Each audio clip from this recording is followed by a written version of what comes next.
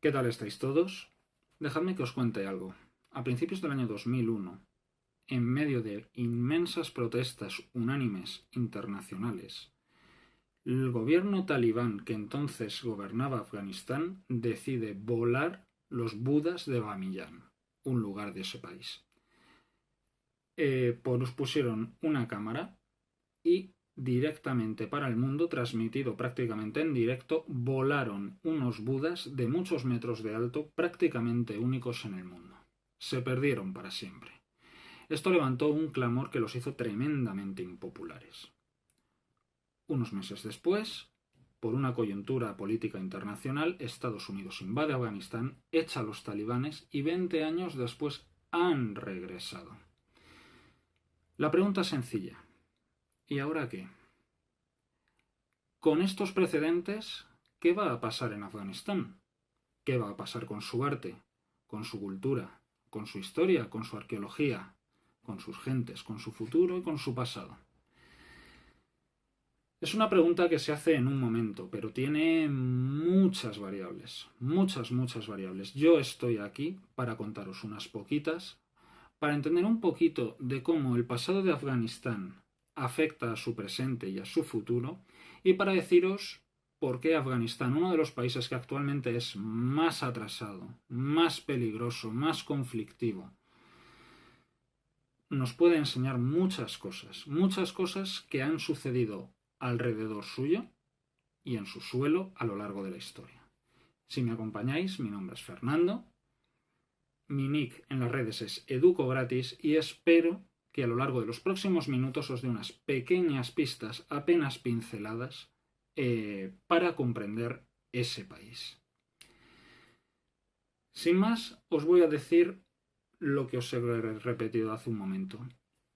Es uno de los países más ignotos, más remotos, más desconocidos para nosotros, para los occidentales, para los exteriores. Afganistán está en el centro de Asia. Siempre se dice dos cosas. Es la cuna de los imperios y es la encrucijada de Asia.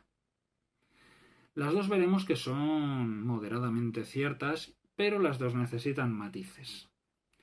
Veréis, nuestra presencia, como digo, la de los occidentales, la de los exteriores, la de los en muchas veces intrusos, apenas ha durado 200 años.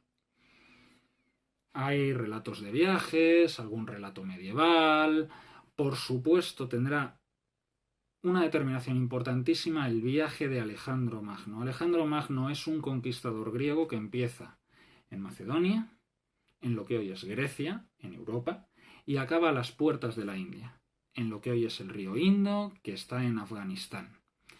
Es un viaje increíble, un viaje irrepetible en la historia, y va pasando por muchos sitios, por muchos países, y deja varias crónicas porque maravilla al mundo. Maravilló al mundo en su momento y lo ha maravillado desde entonces. Uno de los sitios que visita es Afganistán. Él combate contra el imperio aqueménida, contra los persas, contra unas gentes cuyo centro de poder es Mesopotamia y el actual Irán. Pero no solo eso. En el centro de Asia tenían una base de poder excepcional. Tanta que no podía dejarla pasar, no podía dejar que se organizasen allí. Una vez derribado Darío, Darío huye a las provincias interiores del Asia central y Alejandro con su ejército lo va persiguiendo. Lo va persiguiendo, lo caza, acaba por destruirlo y después empieza una guerra de ocupación, una guerra de subyugación contra los bactrios, una de las satrapías de este imperio. La consigue conquistar, sigue su camino hacia Pakistán y la India y por fin vuelve a Babilonia donde muere unos años después. Esto es lo que se sabía de Afganistán hasta hace 200 años. Y desde entonces todos los que vayan a ese país irán buscando las huellas de Alejandro, como veremos, algo que nos persigue hasta hoy en día, para bien y para mal. El primer contacto moderno, como digo, de estos intrusos, de estos occidentales que van llegando, se produce en la época de 1820-1830, a lo largo del siglo XIX con unas condiciones muy, muy especiales. Unas condiciones que ya definirán el contacto que tendrá Afganistán con el exterior. Y es un contacto de desconfianza, de recelo y de hostilidad. ¿Por qué? Lo que se mueve en aquellos años es el gran juego. Esta palabra, esta expresión, el gran juego, es una situación sociopolítica que se da en la era de la colonización por las potencias europeas al resto del mundo. El gran juego es una situación que tendrán los rusos al norte de Asia y los británicos desde la India, desde el sur de Asia, subiendo hacia el norte, que se irán encontrando progresivamente en un lugar central que será Afganistán.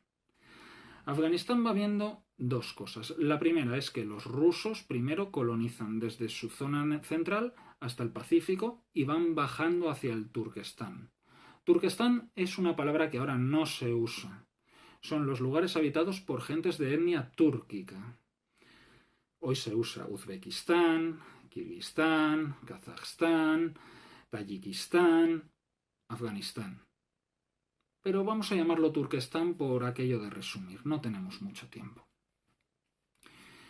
En los años 40 y 50, desde la Siberia rusa, van bajando a zonas habitadas por gente islámica, por gente túrquica, y llega un momento en el que se llevan el gato al agua.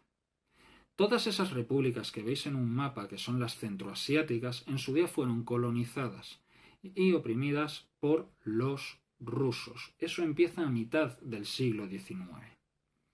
De igual manera, los británicos, que ya llevaban siglos en la India, empiezan a subir para arriba. Primero utilizan el río Indo, en lo que hoy es Pakistán, la parte índica que es musulmana, y después utilizarán exploradores para saber qué hay más allá.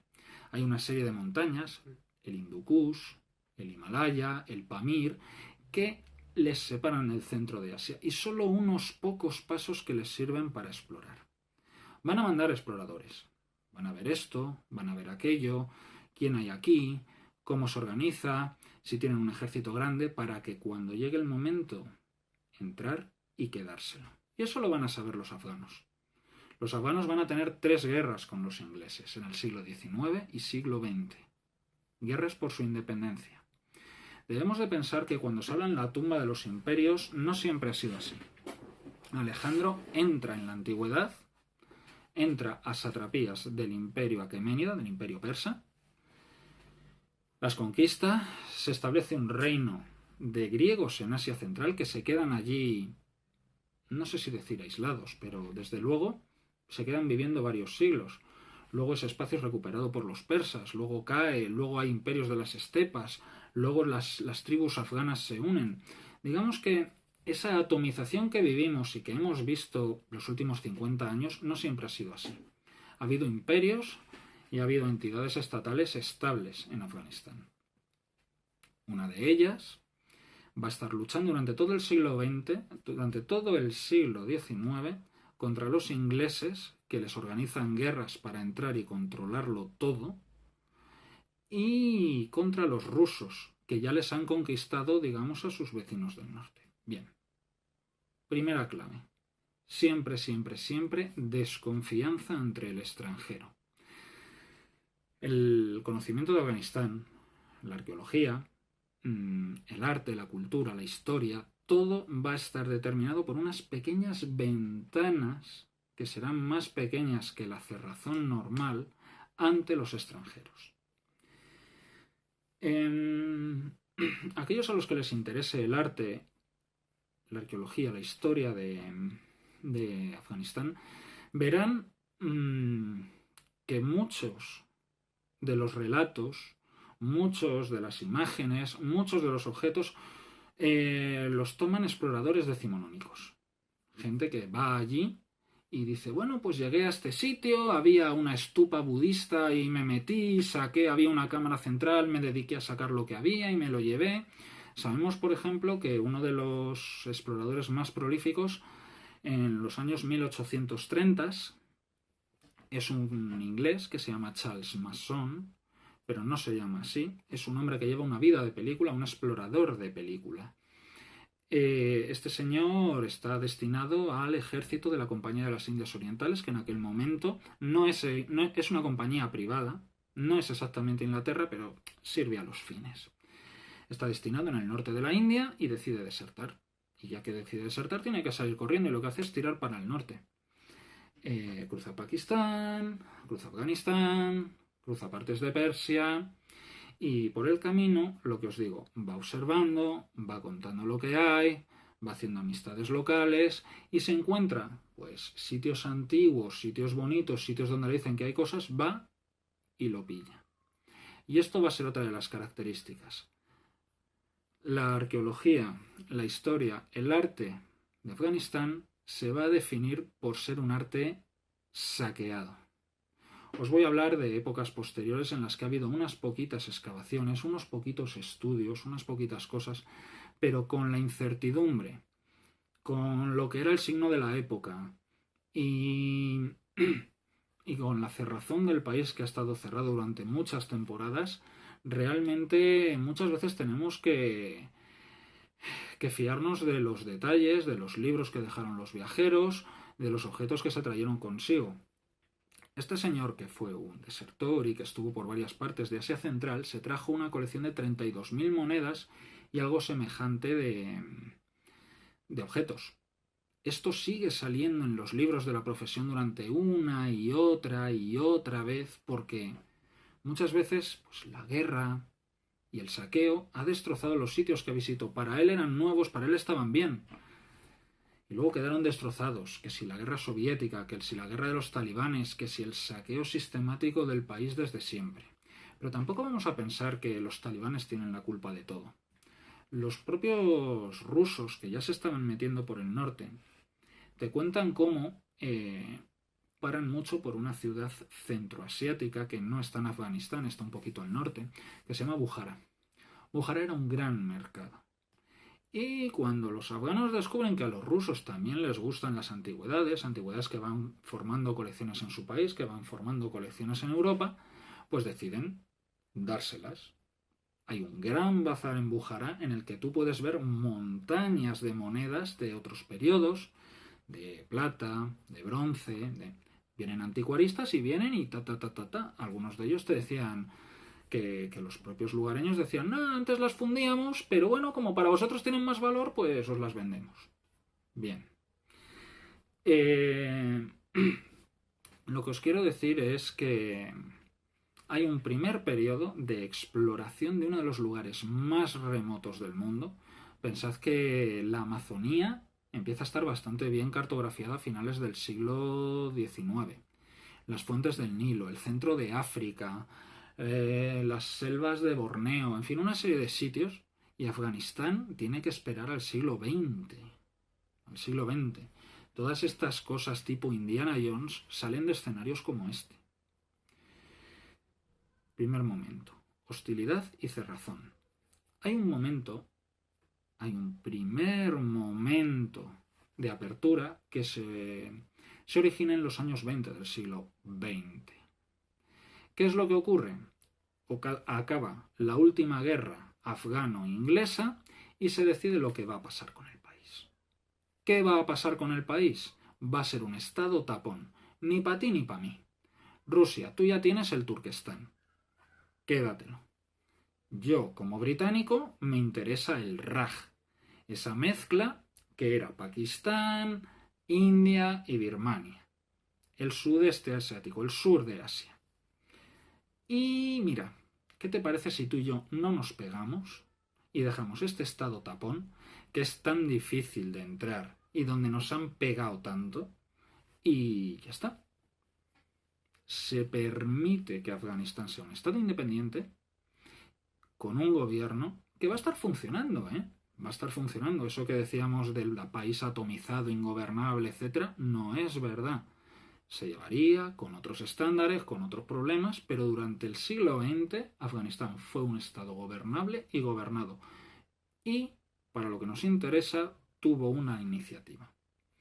Esta iniciativa fue llamar a los franceses. Fijaros lo que os digo, los franceses no querían rusos, porque miraban y espiaban, no querían británicos, porque miraban y espiaban, pero querían a gente que les diese prestigio. Querían gente que se estableciese en el país, que tuviesen amistad con Afganistán para que si los otros se metían, pues no les causasen problemas, poder denunciarlo ante alguien. Y una de las cosas que consiguen los franceses es decir, oye, mira, ya que estamos aquí, ¿por qué no creamos una misión arqueológica? ¿Por qué no exploramos el pasado de este país? Y, con la aquiescencia, con el beneplácito de las autoridades afganas, habrá un equipo de franceses que durante unos 50 años estén explorando Afganistán. Este equipo será la DAFA, la Delegación Arqueológica Francesa en Afganistán. Los franceses, para aclararnos. Esta DAFA va a estar continuamente saliendo y será un pivote que desde principios del siglo XX hará un trabajo de exploración magnífico y hará que algunas de las mejores colecciones sean francesas y estén en museos franceses. Algunos de los mejores exploradores y algunos de los mejores arqueólogos sean franceses y algunos de los acontecimientos históricos y culturales afganos estén protagonizados y dirigidos por franceses. Bien, ¿qué os puedo decir de esta época? Esta época es de unos 50 años. 1922 llegan los primeros franceses de la DAFA a Kabul, la capital del país. 1978 hay una revolución, hay un inicio de guerra civil, el Estado se descompone y tiene que salir todo el mundo corriendo de ahí. Ese Afganistán ingobernable, atomizado, imposible de controlar para nadie, ni para los de dentro ni para los de fuera, empieza en los años 70 del siglo XX, no antes. Bien, ¿qué es lo que hacen los franceses? Los franceses lo que hacen es ir con su modelo. Os he dicho que de lo poco que se sabía de Afganistán en el pasado es que Alejandro Magno pasó por allí y por algunas fuentes clásicas que algunos griegos se quedan en Asia Central. Vamos a buscar restos griegos. Eso es lo que hicieron en su mayor parte las personas que fueron a Afganistán a excavar con la DAFA. Buscaban esa ciudad griega que nos va a hacer aparecer en los titulares, que va a dar lustre a la actividad cultural francesa y que va a demostrar, como siempre con los esquemas del siglo XIX, cómo hubo luz, cómo hubo civilización europea en medio de tanto barbarismo, en medio de tanto salvajismo oriental. ¿Veis cómo muchas veces el pasado influye en el presente? Los vicios y los tópicos hay que irlos pelando capa a capa. Bien. Hay una ciudad en Afganistán que se llama Bactria. Bactria, es una antigua provincia en lo que hoy es parte de Afganistán. La tierra de las 1000 ciudades se la llamaba así y donde había griegos. Y alcanzaron cotas muy importantes de poder y magnificencia. La capital de Bactria se llama Balkh. A veces también se la llama Bactria, también, pero bueno, Balkh. Hay una ciudad afgana actual que se llama Balkh. Y van allí corriendo a excavar, a buscar esa ciudad griega que necesitan para todo ese armatoste ideológico. Y no encuentran nada. Sí, lo encuentran algún pie de columna, encuentran alguna figurita, encuentran algún resto de edificio que tiene paralelos con el mundo mediterráneo, el mundo griego clásico. Pero no encuentran esos grandes templos de Sicilia, no encuentran esas grandes esculturas de la Magna Grecia. Es un fracaso, así lo sienten. Además de eso, como digo, son los afganos los que les han dejado entrar. Hay arqueólogos, hay exploradores ingleses por la zona, por los alrededores de Afganistán que quieren entrar. Y debido a una serie de malentendidos y de situaciones creadas, no les va a dejar entrar el gobierno afgano. Con lo cual, los ingleses, que han visto que a Aurel Stein, otro de los investigadores del Centro de Asia famosísimo, no le dejan entrar, pues, dicho mal y pronto, le van a echar mierda. ¿Les van a echar mierda? Y ese esquema del siglo XIX, de cajones estanco por nacionalidad, por ideología, por países, se va a repetir un poco hasta bien entrado el siglo XX. A ver, la acción de la DAFA es importantísima.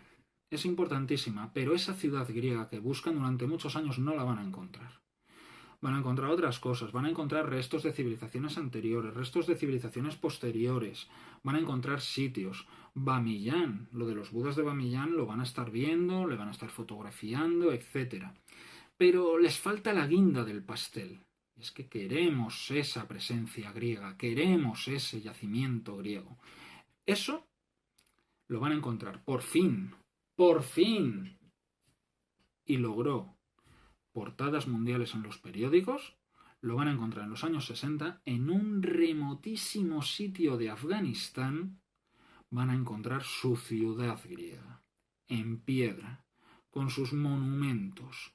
La van a excavar y se va a ver que sí, que la presencia griega duró muchos años, estuvo muy bien, fue monumental y dejaron una estela tras de sí. Por fin tienen lo que van a buscar. Pero todo esto va quedando muy rápidamente en un coitus interruptus porque llegan los años 70 y llega la revolución comunista. De momento lo voy a dejar aquí.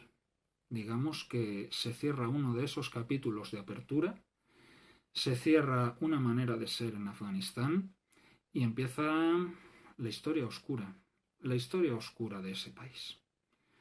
De momento espero que os haya gustado. Son muchas cosas, pero ¿cómo hablas de todo un país? Hablamos, espero hacer un vídeo pronto y nos vemos. Hasta ahora.